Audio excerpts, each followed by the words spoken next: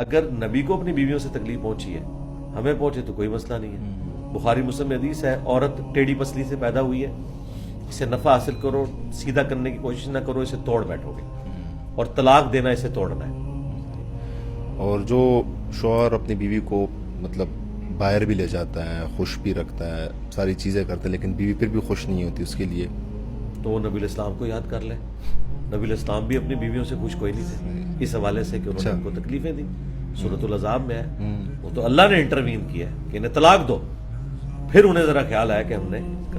تو اگر نبی علیہ السلام کو اپنی بیویوں سے تکلیف پہنچی ہے, بخاری مسلم میں آپ 1 مہینہ تک ناراض رہے, گھر کی چھت پہ چلے گئے, اسے ایلا کہتے ہیں, جس میں وہ آپ کے جسم پہ چٹائی کے نشان تھے, حضرت عمر ملنے گئے اور آنکھوں میں آنسو آ گئے, بیویوں سے ناراض ہو کے اوپر شفٹ ہوئے. قرآن کی آیات نازل ہوئی سورۃ الاحزاب کی پارہ نمبر 21 کے اینڈ پہ, نبی اپنی بیویوں سے فرماؤ اگر تم دنیا اور اس کی دولت چاہتی ہو تو آؤ میں تمہیں پھر طلاق دے کے رخصت کر دیتا ہوں, اور اگر اللہ اس کا رسول اور آخرت کا گھر چاہتی ہو تو اسی طریقے سے نبی کے ساتھ اسی فقر میں گزارا کرنا ہوگا.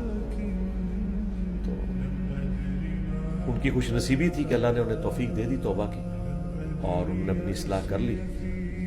وہ اگر نبی کو اپنی بیویوں سے تکلیف پہنچی ہے ہمیں پہنچے تو کوئی مسئلہ نہیں ہے. بخاری مسلم میں حدیث ہے عورت ٹیڑھی پسلی سے پیدا ہوئی ہے, اسے نفع حاصل کرو, سیدھا کرنے کی کوشش نہ کرو, اسے توڑ بیٹھو گے, اور طلاق دینا اسے توڑنا ہے.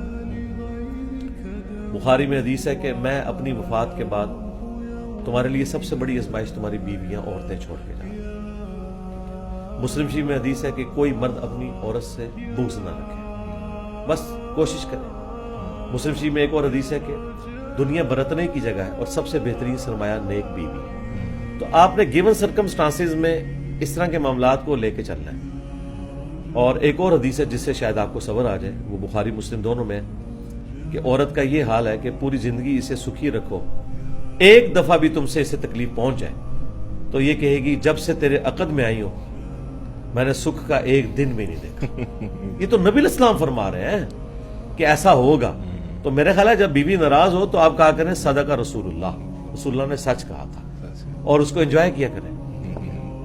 اچھا علی بھائی, آخر میں کوئی ایک نصیحت آپ کریں جو میرے دیکھنے والے بھی سنیں اور مجھے بھی اس سے کچھ سیکھیں. ہاں جی, نصیحت تو ہم ایک ہی کریں گے آپ کو کہ اس پلانٹ ارتھ پہ آپ کو کسی ہستی نے بنا کے پٹ کیا ہے, اور مرنے کے بعد آپ نے اس کے حضور پہ پیش ہونا ہے, اپنے اعمال کا جواب دہ ہونا ہے.